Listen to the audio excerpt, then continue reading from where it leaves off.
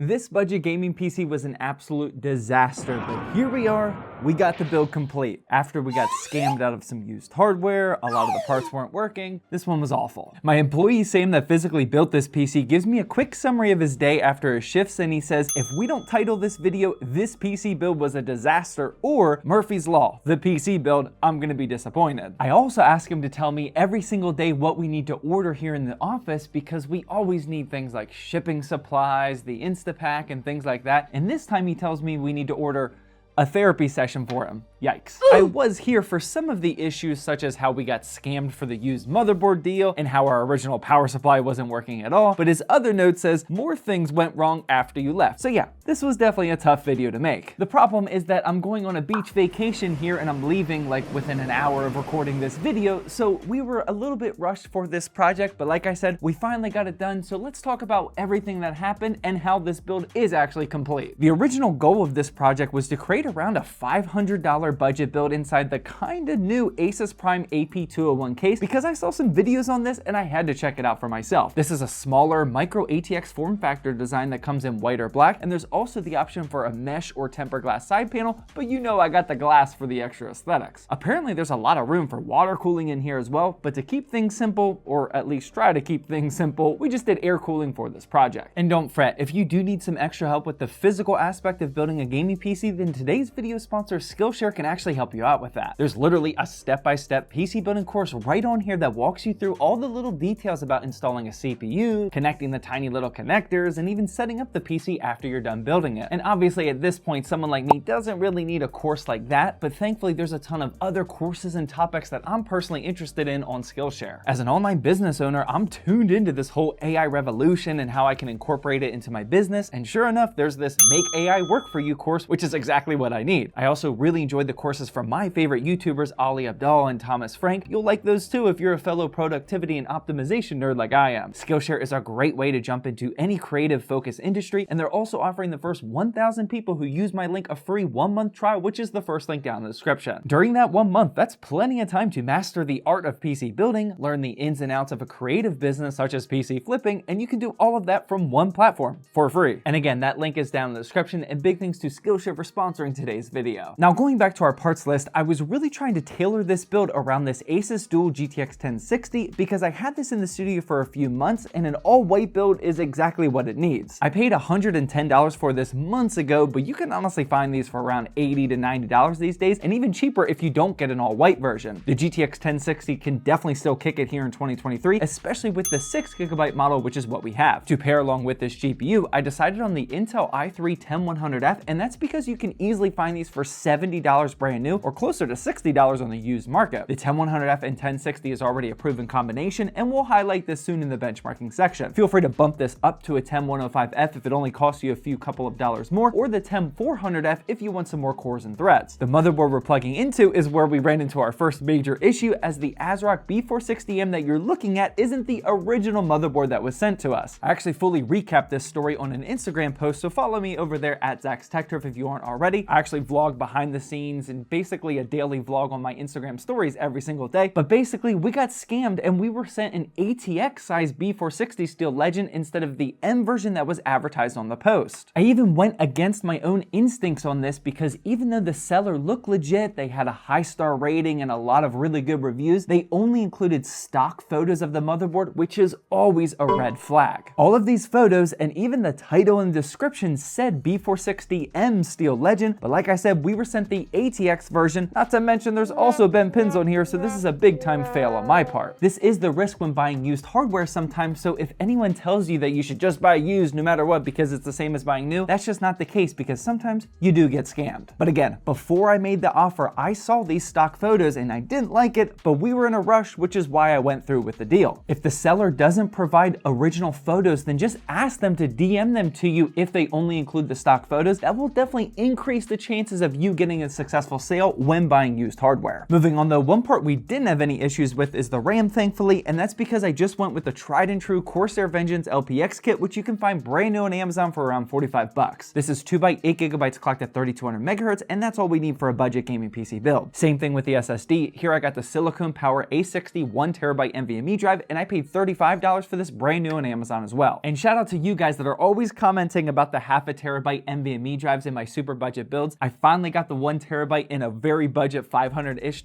gaming PC build guide, so this is probably gonna become the new norm. Finally. I was a little late to that party. Where things took another turn for the worse though was with the power supply, and it's also kind of my fault because I wanted to use a unit that we had on our shelves for like a year now, and I thought this would be the perfect time to get rid of it. Our ASUS Prime AP201 does indeed take a full-size ATX power supply, but I wanted to get rid of this EVGA Supernova 550 GM SFX that I bought on B-Stock last year, and this only cost me 45 bucks. It came with an adapter that allows you to install it in an ATX size mount, but the issue was that the unit itself wouldn't really turn on the PC at all. It was actually a very weird situation because we were getting some power to the PC, like the motherboard lights were turning on and a couple of other things were happening. It wasn't dead just right from the beginning, so it took us a couple rounds of troubleshooting to determine that it was actually the power supply that was at fault. After troubleshooting some other components, we swapped out to another SFX unit that I had, and it booted up just fine. I'm not even gonna list out what model this is because it's really expensive one that I don't recommend for a build like this. Just go with any tier C unit that you can find and just get an ATX size one to keep things simple. Here in the front of the case is where you actually mount it, and it's kind of a funky layout because there's no chamber or place to really stuff those cables, especially if you have cable extensions like we of course do. A modular power supply would definitely come in handy here, but as you can see, we did our best to stuff up the cables up here at the front, and you really don't see it looking from the front or during the hero shot of this build. And for those cable extensions, those are just from Asiahorse again, and I picked these up on Amazon brand new for $21. And finally, the last part to continue this all-white theme is the CPU cooler to cool our 10100F, and I found a deal on this model from upHere, and it's actually a pretty beefy unit for only costing $26. There's no RGBs, which is why I like it for a build like this, but that heatsink is actually pretty thick, and it'll certainly be overkill for our little i3 CPU. All in all, here's what our full parts list is looking like, and I'm including the prices that you should strive for with a build like this, not actually what I paid for it, because like I said, some of these parts were bought last year and a few months ago when the pricing was a little different. Either way, a build like this with the 10100F and GTX 1060 should cost around $500 if you care about the extra aesthetics, but if you don't, you obviously can get this closer to $400 if your highest priority is price to performance. If that's the situation, then I recommend saving money on a cheaper case for sure, remove the cable extensions completely, and you can use the stock CPU cooler if yours comes with one. But speaking of that 10100F and GTX 1060, let's hop into a benchmarking run and see what it can do. One thing to mention is that at the time of recording, I don't know what those other issues that Sam ran into were, but I'll put them up on the screen now if they were noteworthy. Starting with Apex Legends, here we put the settings at 1080p and medium, and we got a super solid FPS average of 134, definitely good enough for a 1080p 144Hz monitor in my opinion. After that, we fired up Modern Warfare 2, and when using the built-in benchmarking tool in 1080p in minimum settings with the 90% resolution scale, here we still cleared our 60 FPS target mark with a score of 65 FPS. Next up was Fortnite, and we used our normal 1080p in Pro settings, and we scored an average of 153 FPS, which you'll love to see. After that was GTA 5 to put a little more strain on that 10100F, and when using 1080p in high settings, we got 106 FPS. And finally, you know we always like to run 3D Mark Time Spy just so you can compare this score across all of our build guides, and this $500 build cranked out a score of 4,378, which isn't nearly the best that we've ever done for this price range, just for the record. Here's several other games that we tested, and as you can see, we did get at least 60 FPS in all of these titles except for Cyberpunk 2077, which didn't fare that great against this older hardware. And Elden Ring got just under 60 FPS, but that would be perfectly playable for sure. Now, this video was a bit rushed because of my vacation, like I said earlier, but shout out to Sam again for pushing through and getting this build up and tested for us. This was a painful one to say the least. And if you want a bit better version of a $500 build guide that we uploaded recently, then feel free to click the video that's on the screen now.